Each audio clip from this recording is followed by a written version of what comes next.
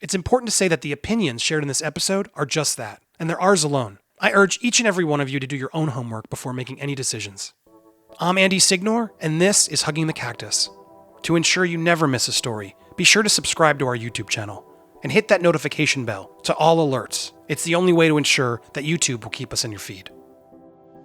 Hello everybody, welcome to a special episode of Hugging the Cactus. I wanted to do a quick intro before I got to my guest because I know a lot of us are struggling. A lot of us are scared. There's a global pandemic that's happening, and some say, Andy, these stories, they're not relevant right now. I taped these stories months ago, and it did give me pause. But I realized now is the time more than ever. We do need distractions, and these people told me these stories, and I want to share these stories with you because they're important. These people need to be heard. And so if you know somebody affected by this pandemic we're all going through, someone who's being wronged, someone who's not being heard, please submit it. This channel is for all sorts of stories, not just people who are canceled. You can submit them to me on social media, on our Facebook page, or you can email me directly at thecactushuggers@gmail.com. Another story that ended up coming to me this weekend that I was so grateful our guest was able to come talk about. There's a show that's infiltrating all of us as we're stuck at home on Netflix, and it's called Tiger King. It seems like a silly, crazy, exploitative show, but if you really stick it through, which most people are doing, it's really intense, and it really made me emotional by the end. And it focuses on this individual, Joe Exotic, who is this larger-than-life character that I wish I could have interviewed here on this show. He would have been a perfect subject, but alas, I'm unable to. But I was able to find the next best thing. Someone who was there, someone who knew the man and really has insight behind it all to help us sort of figure out, what are we supposed to think about this show? Are we supposed to feel sorry for him at the end? Does he deserve redemption? I have so many questions and I'm so excited to ask them. Guys, here is Kelci. Are you there? Yes, sir, I am. Kelci, Saff, Saffery, thank you so much for coming on the show. I'm so excited to ask these questions because I think, like so many people, I watched this show and at first I'm sort of entertained and then I'm really affected by it. And I can't really tell, is this show being honest? Was the show edited well? Are these people happy this happened? Are we allowed to feel for Joe? Is he a good guy? Is he a bad guy? There's so many questions that I want to get to. But I also really wanted to get to know your story because I feel like the show sort of glosses over a lot of it. Have you watched the show? I want to start there. You watched the show, the whole series, you're up to date? Yes, sir, I have. So what was your, sort of experience watching it? Were you happy with it? Were you not happy with it? I think I was happy with production-wise. I mean, they did an awesome job with it. It was very entertaining. You know, if I was just someone sitting at home, I would be completely, thoroughly entertained. I think my biggest takeaway from it was that it was definitely played up for the media. You know, they definitely used the worst of the worst. You know. So, but from an entertainment standpoint, I can understand why they did that, which is why I'm glad that I was able to kind of put in my, input and speak up for it and whatnot. Yes, and in order to do that, I think it is important. Let's set up the show a little bit clearer. So the show is called Tiger King. It's on Netflix, and it follows this guy named Joe Exotic, who is now all the rage. And Joe is a tiger wrangler. He owns a zoo. How would you describe Joe or even the show in a nutshell? I think in simplest terms, man, we're all just very passionate collectors, you know? When you like something, you want to surround yourself with it, right? If you like money, you want a lot of it. If you like cars, you got a big garage. And for us, that's kind of how it is, you know? You start with one animal, next thing you know, you got 17, 20, 287, you know? Yeah, so interesting. I think that's the simplest way to describe it. And he was a collector of tigers and exotic animals. Is that sort of safe to then call him? Man, yeah, if that wasn't a collection, then I don't know what a collection is, you know? I'm not saying he was the biggest or the best, but he definitely was one, and that's a fact. So, and then the fact that he's collecting his animals has obviously brought up a lot of questions. There were a lot of animal rights activists and people that were coming after him. And then as the story progresses, Netflix definitely amps up sort of the drama. And let's be honest, there's some drama to the story, including one of his biggest enemies, this woman named Carole, who then he was, spoiler alert for the show, this is real life, so it's hard to spoil real life, but he was sent to prison for attempting to put a hit out on her. Now, I want to get to all those questions. I know a lot of people have questions, and I want to actually have you come back to my other channel so we can nerd out a bit more on the show. But I want to, before we get all to that, I want to step back. Tell us about you. There's a lot of people out there who are sort of speaking on your behalf. There's a lot of people calling you things. Can you sort of respond and sort of tell us a little bit more? First off, where did you come from? Before you even met Joe, can you give us a little bit about your history? Background, yeah. Born and raised in Hawaii. Spent most of my life there. I only left because I joined the military when I was 18. So, I mean, that's pretty much the gist of it, you know. I spent time in almost every state in the military. When I got out of the military, the one thing I wanted to do was just kind of find somewhere, you know, that I can. I always liked getting into things that most wouldn't, you know. I've always enjoyed tigers. I've always loved tigers. So obviously that was at the forefront of everything. Um, and it kind of just went from there, honestly, man. I just kind of went with the flow. So when I was, you know, when I got out of the military, it was like looking for the next best thing, you know, looking for something else to kind of occupy my mind, occupy my time. So then, how did you meet Joe? Uh, Funny, man. Honestly, it was because I wanted to get into the business, you know. I've always enjoyed tigers. I wanted to know where the next tiger I could put my hands on was. Um, and I was stationed in Fort Sill, Oklahoma, transitioning out of the army, and I found Joe on the internet. Really, just a quick Google search led to a bunch of different things. Next, thing you know, I'm emailing him, and he's emailing me right back. So that's kind of where it all started. Now, some people have said, Joe is sort of using everybody around him. Did you? And there's a lot to unpack with that sort of thing because I'm sure you have a lot of thoughts on it. And not even just Joe. We get to meet other tiger people, and there's cult people are using throwing the word cults around and all this stuff with sort of his competing friends and colleagues. Did you ever feel like you were being used or sort of put into this weird environment for him? Did that at any point, either then, later, ever, or is this just a sort of a friend and a job you enjoyed? No, I mean, for starters, I definitely enjoyed every single second of it. There wasn't a moment where I felt like I was in a position that I didn't want to be in. However, you know, and I've said it many times before, Joe is he's very people forward. He knows he'll study you, you know, and then he'll know exactly what he needs to be or needs to have in order to keep you around. So if it's about using people, I guess in that situation, it's a use relationship. You know, for me personally, I don't think he's ever taken advantage of me. You know, people can say otherwise. Every decision I made was 100% my decision. Was it influenced? I don't know, maybe by my passion, not necessarily by our relationship. You know, like I said, 2010 is when I started. 2008 is when I left, and I don't think that there was a moment where I felt like I was uncomfortable or being used, but I definitely know there were moments where I looked at myself like, "What are you doing, man?" You know, you just keep on moving on. I definitely got a lot out of the relationship, out of the partnership, and out of the experience. Well, that's good to hear. And so, I mean, the people are now obviously making a lot of their opinions about you, and that's from what I've gathered. You've told me before that's why you're here now. You want to get out there and start putting the word out on your story and your side of things throughout this whole experience with Yeah, Joe. That's important to you. absolutely, 100%. You know, if you want the story, you want the real one, right? I mean, some people want the more entertaining one, and like I told the producers for the entire docu series, I told them, you know, as long as it's exactly the way I said it, I'll work with you from beginning to end. Well, that's hard But to that do, was right? Because they can't promise that until you see it, right? right. And I've even seen an Yeah, interview with them recently where they're like, some of these people aren't going to talk to us again. But you feel like you gave your truth throughout the whole piece. They edited you well, is how you stand in the end of I this. feel like they respected me 100%. Yes, sir. So let's get rewind still a bit more about you. So you were in the army, you did all these things. You met Joe.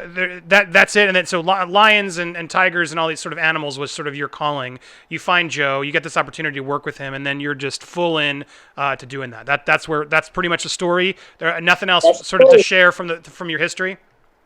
You know, in the beginning, because you know, on paper, Joe seems just like your average Joe, you know, and then you meet him in person, and every single thing that didn't run through your mind is now racing through your entire body. Like, who is this guy? Where did he come from? Middle of Wynnewood, Oklahoma. Um, but at the very bottom, at the very core of all that, you know, Joe's human. You know, he's got a heart, he's got a history, he's got a family, he's got, you know, he's got heartbreak, and he's got triumph, and he's got failure. I mean, we're all human, and there is humanity in him. even though it's very, very hard to see it through all the stupid decisions he's made. So let's get to that, because that's really what I want to talk about. Is people who are watching this show, even Cardi B just jumped into the limelight saying free, Exotic Joe. Where do you stand on all this as you watch it? And I want to go through some of the bit by bit pieces. I have questions for you, but let's not tease it too much longer. Are we allowed to to feel sorry? Do we feel like he's being punished? Do we feel like he's being unfairly punished? The show, and it's hard to you really got to watch the show to get sort of the breakdown of everything that's happened to him and he's accused of, because it does seem like he did do some wrong. But the question is, did he do enough wrong to warrant the punishment he received? Where do you stand on all that? How should we be viewing Joe from your eyes? I think where I stand is from a relevancy, standpoint. To a canary, a cat is a monster, right? It's all relevancy. So Joe can be a monster in so many people's eyes if they see what he's doing as horrible things. Like you said, I agree. He has done some very unfavorable things. He has a lot to say, and he's not afraid to say it. And I think that's where this entire thing kind of derived from, is that, he was the loudest one out there. If he hadn't said anything, then this just would be another he said, she said case, and wash it off at that. Do I believe that he should be in prison? I don't know. I think that he should have a different attitude on the entire thing in general, because from my standpoint, I thought it started with the animals. And I think my biggest quarrel with all that is that the end result had nothing to do with animals. So that's my big, punch about it all is where's the animals in concern to all of this in general? It's nowhere. Yeah, and that's interesting, because that's what the documentary by the end sort of really focuses on, which would made me like it more, because they did sort of catch Joe in a moment. That chimpanzee moment they end on the end is really just sort of hits. It's such a simple, small moment, but you really feel the heartbreak and the what are we doing? So that's where I want to go too. Of like, what do you feel like he was conserving animals? Do you feel like you were? Do you feel like this was the lesser of evils than sort of where they might be? Like, and then it's like comparing to what Carole's doing with Big Cat Rescue. She does seem a bit hypocritical, because yes, she has bigger cages, but she's still seeming more obsessed with putting them in that preserve than actually trying to figure out how to help them in the wild.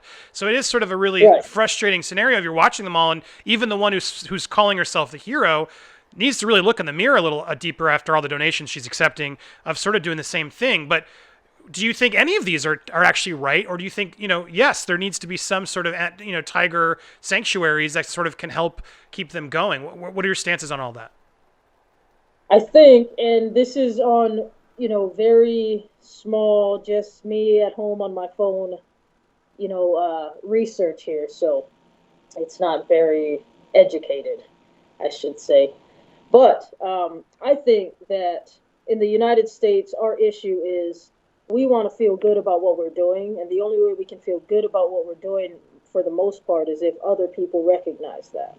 And I think that's what the industry has come down to now. It's not about what we're actually doing.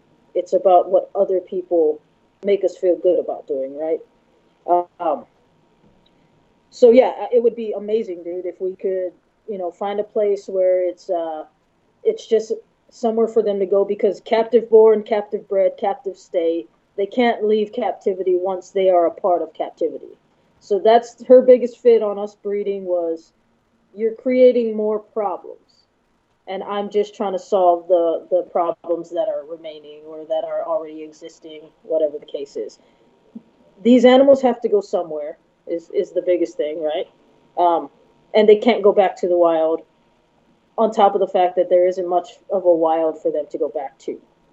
So that's the big issue. That's what I was kind of focused on in the beginning. You have small, tiny little battles. You win small, tiny little wars. Like, hey, I just saved 2 tigers in the middle of Luther, Oklahoma. 2 tigers and a bear needed a home. I went out, I got them, I gave them a home. They're eating and sleeping soundly tonight, and I did that, right? But at the end of the day, now the bigger battle is that I have 3 more animals on top of the 200 animals I already had to feed and clean and take care of and tend to. for the rest of their life. And that's just the adult animals, and every baby that's born, everyone knows this, turns into an adult animal, and there's more and more. One of the biggest things, and I hope people heard this and kind of it resonated, was that they said there is more in captivity than there is in the wild. And you could look at that one of two ways. You could look at that, that's amazing. We've more than doubled the population of this endangered species. Or you can look at it like, man, the only reason that we have so many in captivity is because these captive animals are being used to do just that. So it's and I'm not saying it's bad or good. It's how you perceive it, In my opinion, I love tigers. I want to see more of them. I want my children to be able to see them and not just read about them in books. I want them to be able to see them and touch them with their own hands. And that's the only way we're going to be able to do it.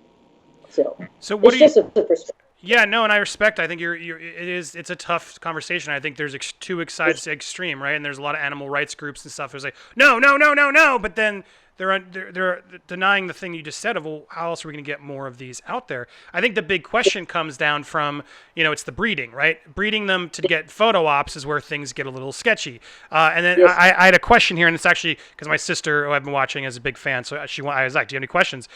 Regarding the animals that were euthanized and for which Joe was convicted, what was the rationale for the euthanasia among the workers? Was it understood as an unfortunate fact of life, as a for-profit business, or as a crime? What would have been the alternative for those animals take shelter to like someone like Carole's? Like, I thought that was a great question. I just wanted, so thank you, Jen. What is your response to that? No, that is a good question. There is always an alternative. In his opinion, and this was him just talking, I don't know what interview he gave, he said that he put them down because they were suffering.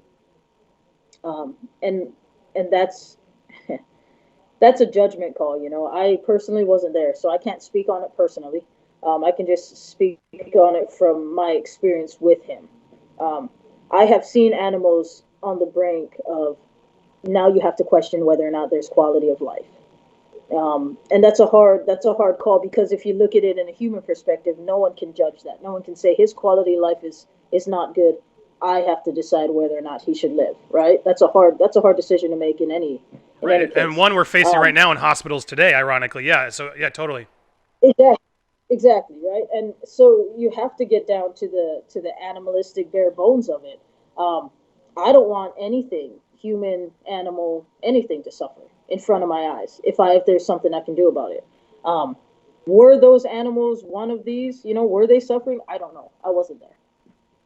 So if you're asking me if the employees had any say in it, absolutely not. No. Did you know it was happening, I guess, is the second question. I mean, was that something sort of that was like happening behind the scenes that you suspected and just hoped it wasn't? Or was that something that if you saw happen, you or any of those guys would have been like, you know what?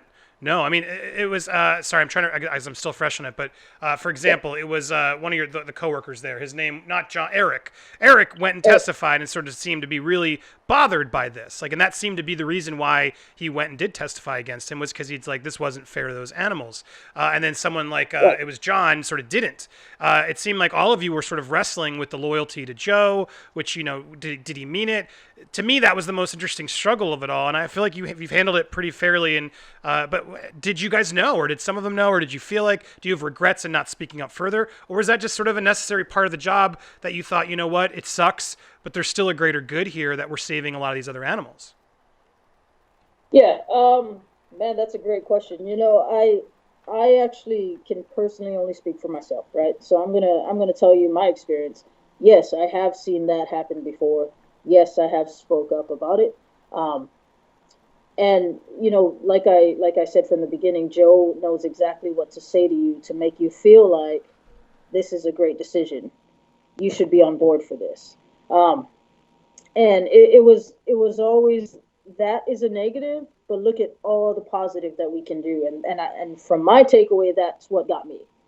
Hey, yes, this one cage that had this one tiger that was suffering is no longer suffering, and this one cage now can house, another two that need the home.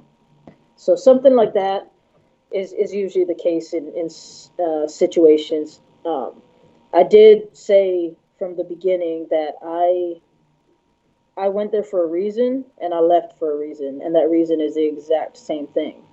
The reason I came on board is because I seen an opportunity to be a part of animal advocacy, to be a part of living my dream out, man. This was a dream of mine, you know? Um, and I left because I didn't see that anymore. So When did that you incident that they are when did speaking you of, leave though? Just to clarify.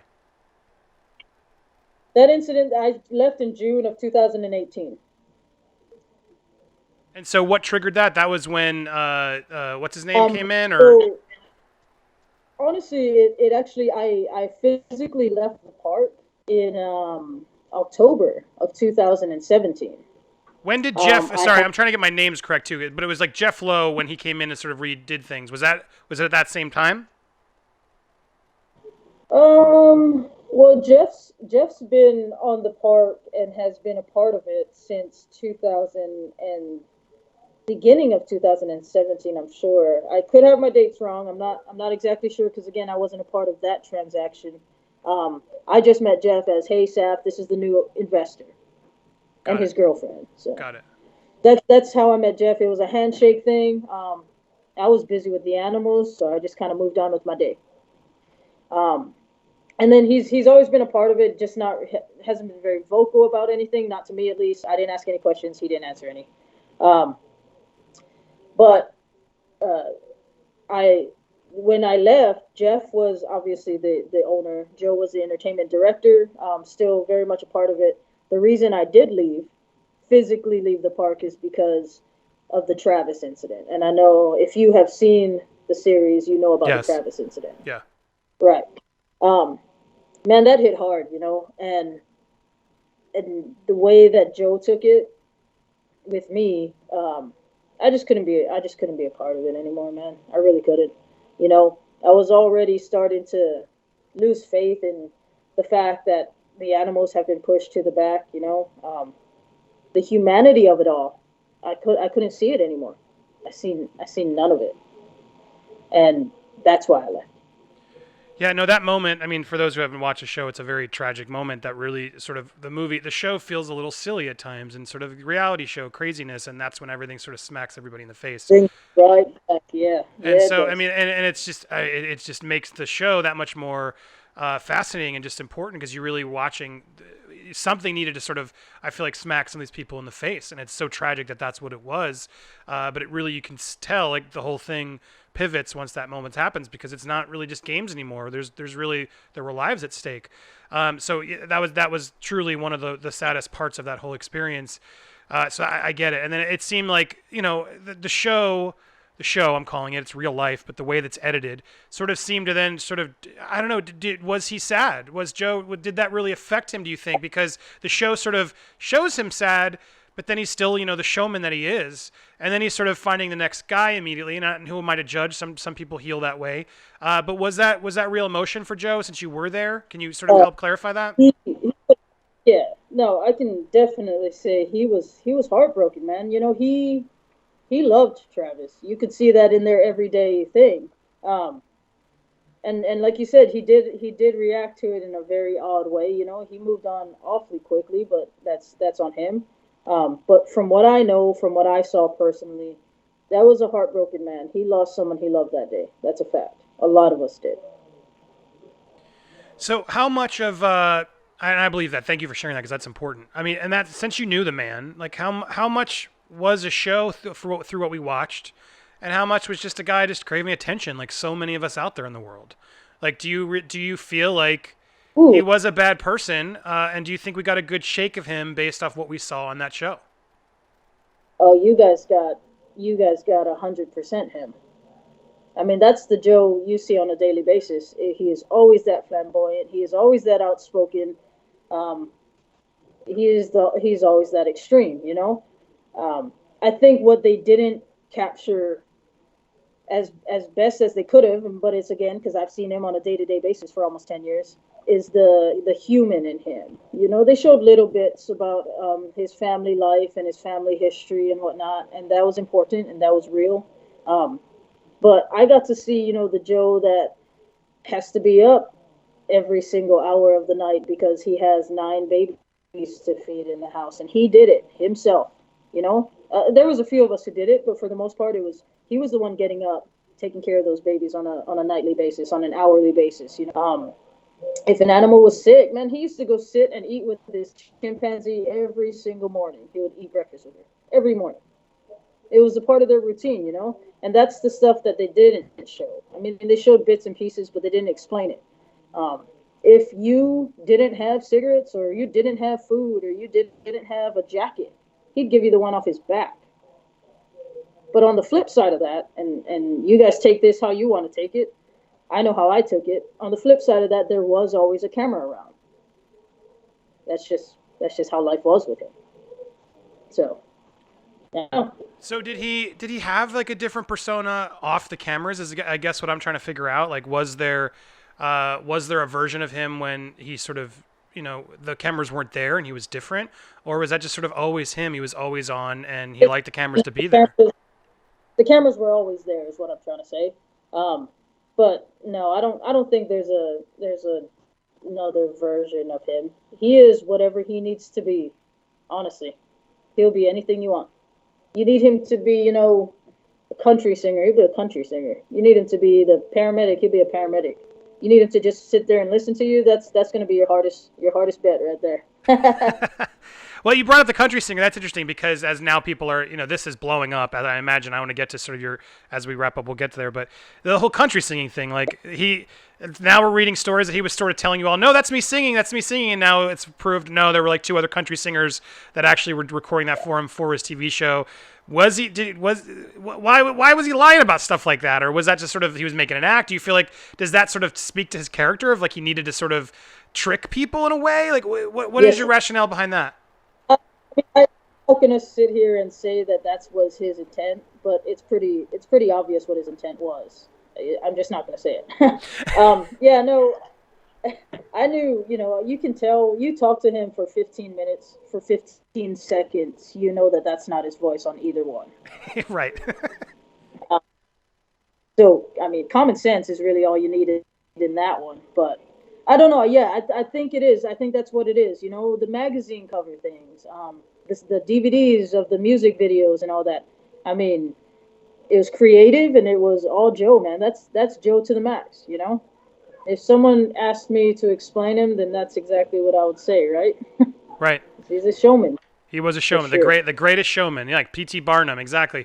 All right, so then we got to talk about Carole. That's sort of the biggest thing that everyone online is loving this, and you seem like a level-headed person who doesn't want to really throw anybody under the bus, and I respect the hell out of that. But let's talk about Carole, because I have this problem when I watch Carole, and I guess you've never met her. You only sort of knew her through what Joe said, correct? Through what Joe said, she's reached out a few times, especially after my incident, which I'm sure I knew that was coming. I never responded to her ever. I had no intentions or no need to speak to her whatsoever. But yeah, from what I hear if I go based off of what I hear from Joe, she's the worst person in the world. If I go based off of, her own YouTube videos or her own, Facebook videos, she's different. She's very different. Do you feel like, based off of what you see, like, is it fair for us to sort of see her as a hypocrite, I guess, is the big question I think is sort of fair to answer, because I've talked to people, because I'm in Tampa where Big Cat Rescue is, and so I've been starting to get some more information, and the few people I've talked to, like, no, she really is helping animals. Like, she really does do a lot of great work for helping animals, and I think that is getting undercut, and it does seem, just like you guys could argue you were too, right? But the question is, was it fair for her to come at you guys and so many others, given that, her cages were just bigger, and she had more money to sort of do more valiant efforts? But was it fair for her to come after you and so many others, do you think? Fair? I mean, that's a loaded question. I think that she had a mission. Her mission was to stop petting cubs and stop breeding cubs, and as far as that goes, I think it's a fair mission. Everyone's got their dream, and she wants to see a world where people aren't breeding cubs just to use them as props, right? I completely understand that. But exploitation of animals is exploitation of animals. Exploitation of anything is exploitation. So I guess it could go either way, man. Honestly, everybody needs to do what they need to do to survive in the industry, right? And unfortunately, animals are a very big part of that. There is, unless you have a money tree, there is absolutely no way that you can have these animals in a safe place that is standard according to everyone, that's looking in. Um, and not get into a hole or get into a pickle where you're like, how am I going to support this place? Right. So she found her way to support her place. Joe found his way to support his. If they shook hands and called it a day, it would have been fine. Everyone would have went about their merry way. But What that's not the case. What do you think of her response to the documentary by saying that she was bamboozled? Do you feel like those guys were doing that? Do you have any insight based on your experience with the filmmakers? Do you think that's a defense mechanism, or do you think because when I watch it, I have trouble because I'm like, well, they're asking you about your dead husband, like they're asking you the questions. If you don't want to turn it into that, don't answer them, right? And so she was doing a lot of responses and things that sort of if I'm a rational, sane person, I'm going to be like, why are you Yeah. asking me these Yeah. questions, right? And so it seems odd that now suddenly you're going to come around and say, well, no, it's turning to this. I mean, look, I don't know. I'm not going to accuse her of anything. Obviously, I don't know the woman. I don't know what happened, but I feel like the documentary does a good job in following that thread because I'll be honest, there are some loose ends there that feel a little. I got to ask the questions, no? So what do you think of all that? I think that everyone was pretty spot on, honestly, man. I mean, from the ones that I know personally, I've worked with on a daily basis, all the way to the ones that I've never met in person but have dealt with just because we're in the animal industry, Carole included. Um, I think everyone was pretty spot on, and I don't think anyone was bamboozled. It was a documentary, man. It was literally taking what they have on film or taking what they have in wording or what they said and just putting it all together in one big show, you know? And I get that editing can kind of change the story or make it go in a direction or whatnot, but no way. That's not how it is. Not on this one. Well, especially if you're telling the truth, right? If you got something to hide, don't sign up for a documentary. Is I guess the lesson everyone at home should learn. I And mean, then go ahead. it's simple.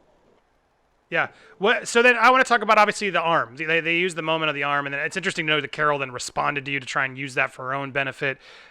Walk us through that because I think some people are watching that going, "What do you? You didn't just take the therapy to get your hand? It's your hand, not your arm, but you because in the show, if you guys haven't watched and you're watching this still, Saff loses. A hand, and you decide sort of the doctors say, well, it'll take a couple years of sort of recuperation recovery, or we can just amputate. And you, without a doubt, go like, let's amputate. I got to get back to work. It seems like you did it for the animals.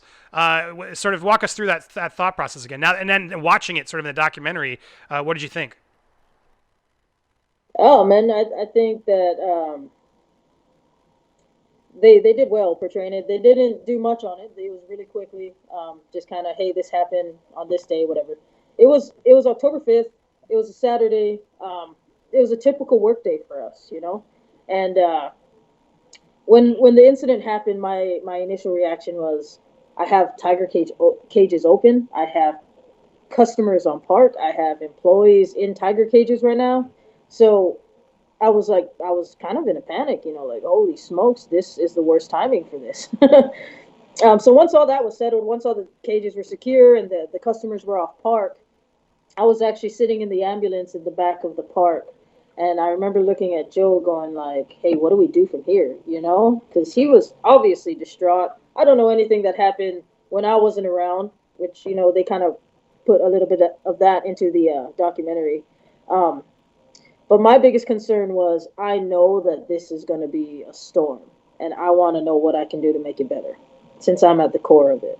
Um, so before I even hit the helicopter ride to the hospital, in my head I knew the only thing I can do is get back here as soon as possible. You know. Um, and then of course once I hit the hospital, they went ahead and put me in surgery and got it all bandaged up and taped and all that. And I actually had a functioning hand. Um, And then the doctor came in and said, hey, it's going to be about 2 years of reconstructive surgery. I can't give you a percentage of what it's going to be, as far as movement or use or capability and all that, but maybe two some odd years. And I was like, absolutely not. You can take that, you can amputate it, and I'll go on with my day. And he did.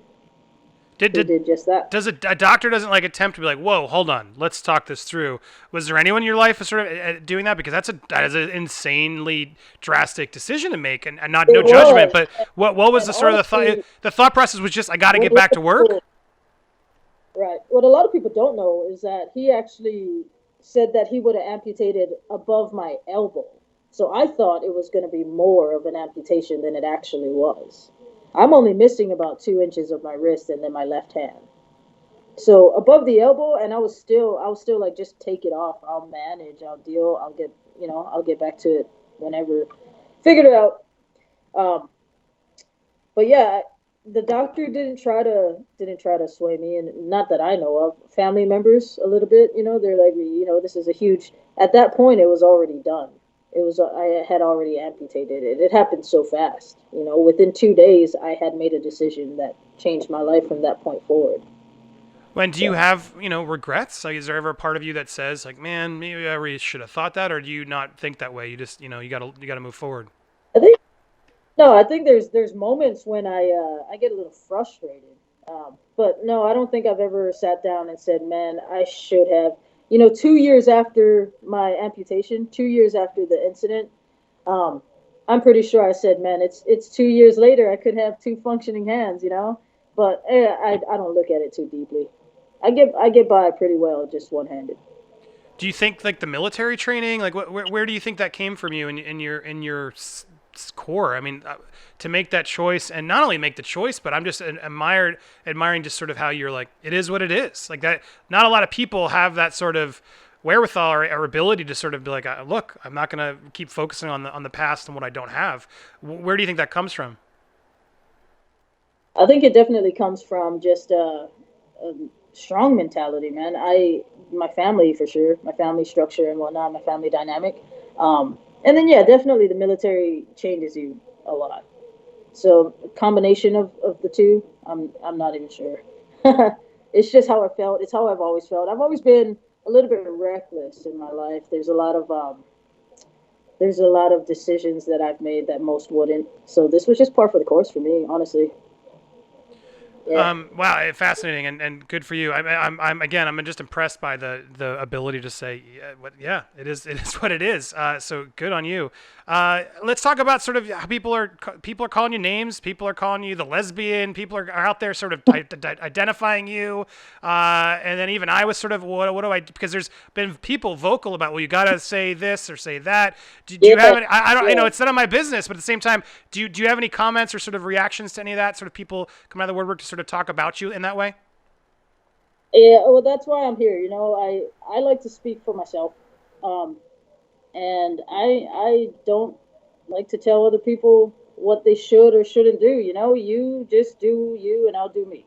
I am not offended. I'm not defensive.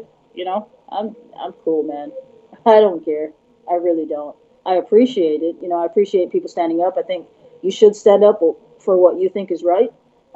In this case, I just think it's so minor, dude. I'm not even stressing over it. I'm really not.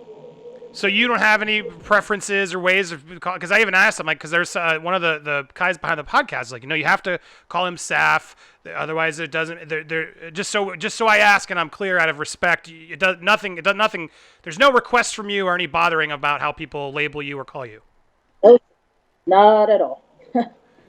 I mean, if you're talking to me and I know that, that's all that matters to me.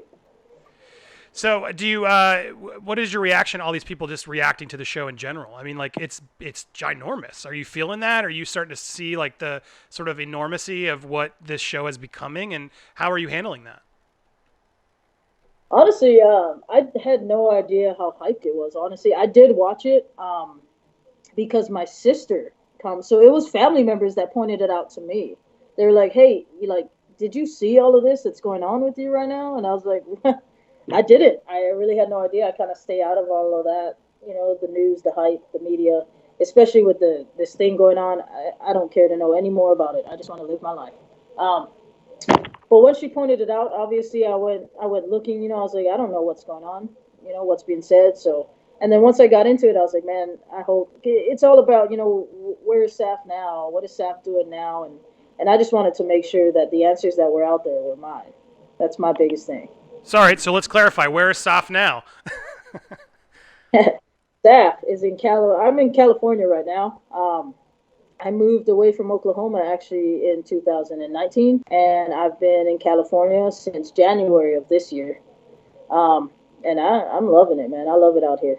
Aside from everything being shut down, it's it's closest to the beach I'm gonna get.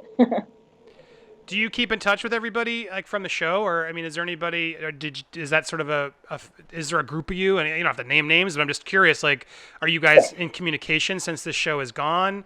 Anything you can Oh, elaborate there? I don't know if they are. When I removed myself in 2018, I haven't spoke to anyone since. So, um, even like my cell phone number is different, so they wouldn't be able to contact me there. I don't even know if most of them know that I left Oklahoma. Pretty sure most of them think I'm still there. Well, they're going to find out soon enough that you're not, I guess. Yeah, What? it's not secret, not I'm not hiding or anything. I just had to get away from it all. Really, is what it was. I couldn't walk into anywhere without talking about it, and it's like, man, the last thing I want to do is talk about my past life. I just want to move on, and the best way you can move on is to leave it in the past. So is this a struggle for you to talk about now, or is it freeing in a way? Like how does it feel to have to No, revisit all this through the show? I mean, it's people are now not only asking you questions, but they're seeing your life, and now they're all wanting to know these questions. How does that feel? it's a lot easier to talk about it now that the show's out because most of the questions are coming from something they've seen, so it has some kind of reference or context. Um, and a lot of the questions are already answered, so it's mainly commenting on the question that they had answered by the show.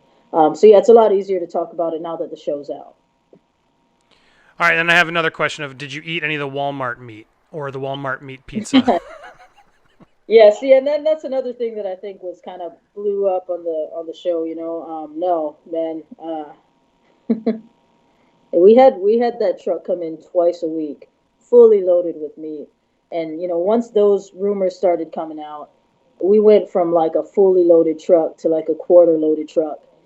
And in my opinion, the only things that ended up suffering from that was the animals. Now I have less for these animals to indulge in, man. I could feed them 20 pounds of meat a day on a daily basis, down to I'm trying to split, 200 pounds of meat amongst 40, 50 cats. That's hard. Yeah, I mean that was a hard part to watch as an animal lover. You're watching some of these moments, and you're like, oh, is this better? But I guess that's what you're wrestling with because what's the alternative? You still got to figure it out.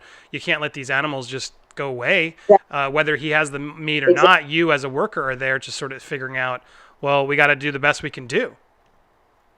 Oh yeah. Oh yeah. That's exactly what it was. It's now we're like, what are we gonna do? So we just like I said, he always found a way to make money. He always found a way to figure it out, man. Honestly, we would collect scrap metal, or we would go visit farms that we never visited before and ask them if they would like to donate any of theirs. We put up flyers or posters and handed them out around town.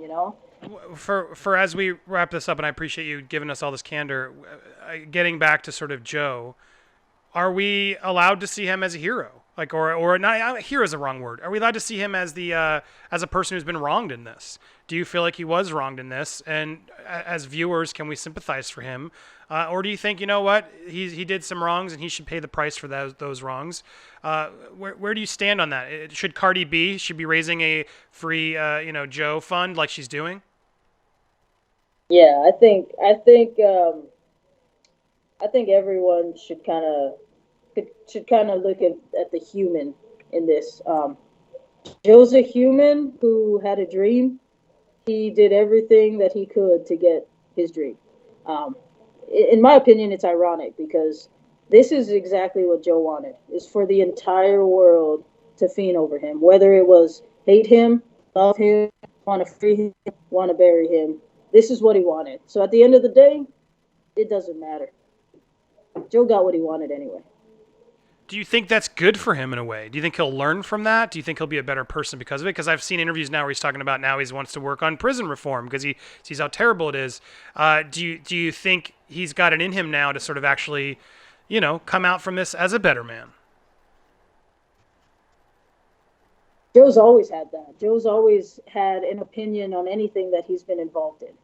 Joe is not any different right now than he was when I met him 10 years ago, except, now he's in prison. Now he's in the cage. That's the only difference. Have you talked to him, or would you talk to him? I spoke to him one time. He called me from prison, and I spoke to him, and it was about the fact that I went and visited his mom because I think she deserved to see a familiar face. Just let her know that people still care, people still thinking about her. We didn't. I wanted her to know personally that even though I left the park, I she was still on my mind. And that was the only time, the first and last time I spoke to Joe since he's been in prison. Well, you seem like a very amazing person, kind heart, and I think as people are seeing, like just very loyal. Because even though people are quick to judge Joe or come at him right now through all of this, you've kept very level-headed about it all, and that's why I think people are connecting to you in the documentary. That's why you were one of my favorite people on the show because you didn't just throw him under the bus. And there are people that came out and got angry, and that happens sometimes. But was that intentional on your part? Is that just the way you are?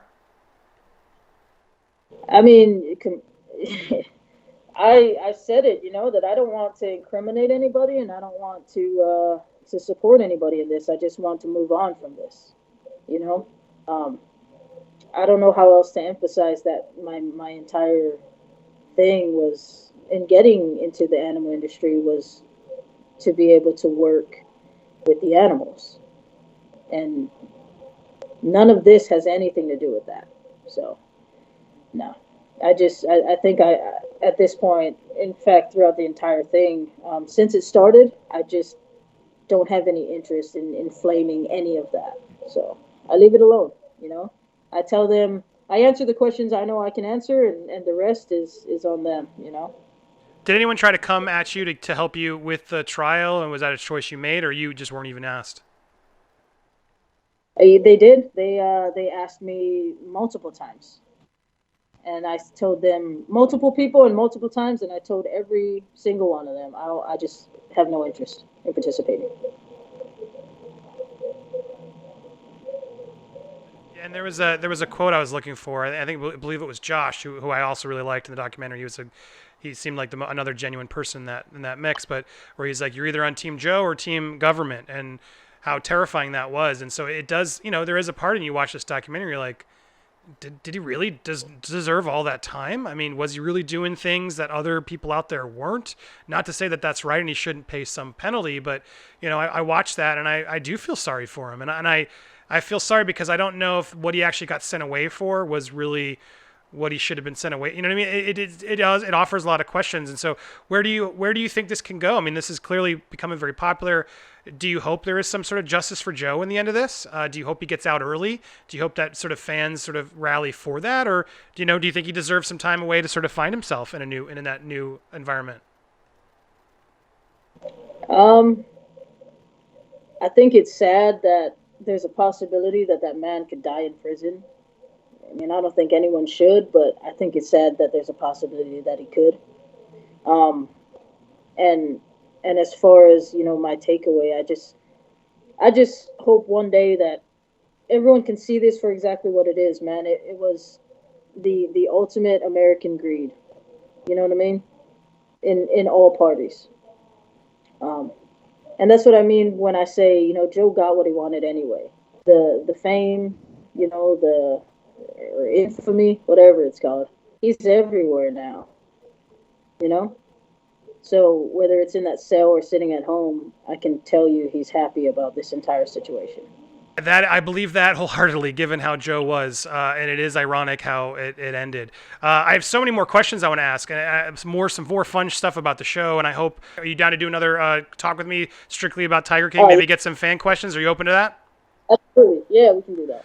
And Saff, where can people find you? Is there anything you want to do, sort of plug or send people to send your way? No. Yeah, I do have all my social media platforms. I'm out there, man, and the reason that I'm out there is, like I said, like I've told you from the beginning, I want to make sure that people hear my answer. Man, I just don't like anyone talking for me. So yeah, I'm out there on Instagram and Facebook and all that. I'm not very good at adding you or following you or whatnot, but I am very good at responding. I'll respond. If you got any questions, I'll answer them. It's funny because I was looking for you on Twitter and I saw Kelci and I was like, oh, I don't know if this is really you. We're talking. So thank you for confirming. If people do want to reach out to Kelci, you can do it on Twitter. I have the information on screen. I'll put it down below. But thank you so much for joining me. I look forward. Let's get some fan questions rallying. You'll join us over again in Popcorn Planet on my entertainment site, where we'll talk a little bit more about the show, the production, some of those questions. Thanks again so much for sharing your story and helping us get some insight on Joe. He's a fascinating man, and I appreciate you standing by him, even amongst sort of the troubling things. As you said, he's human. That's what this channel's about. We're all human. We all make mistakes, and I think I'm glad to hear from someone who knows him that we don't have to judge him for all the worst things. There's a lot of positive qualities to still judge him by that I'm going to continue to do, and I look forward to seeing where this goes. Who knows where this is going to go, right? It's crazy. Yeah, it's open-ended for sure. Well, thank you again so much. It's been so fun to talk to you. Thank you guys so much for watching. You can hear more stories like these by supporting us on YouTube, iTunes, Spotify, and wherever else you find your podcasts. Please go leave us a good review and rating to help others find us. And if you know of a story that is worth sharing on this series, please reach out to me, Andy Signor, on social media, or visit Hugging the Cactus on Facebook. I'd also like to thank all of our Kickstarter donors. I couldn't have done this without you. If you'd like to support this series to keep it going, you can visit uncanceled.com. See you next episode.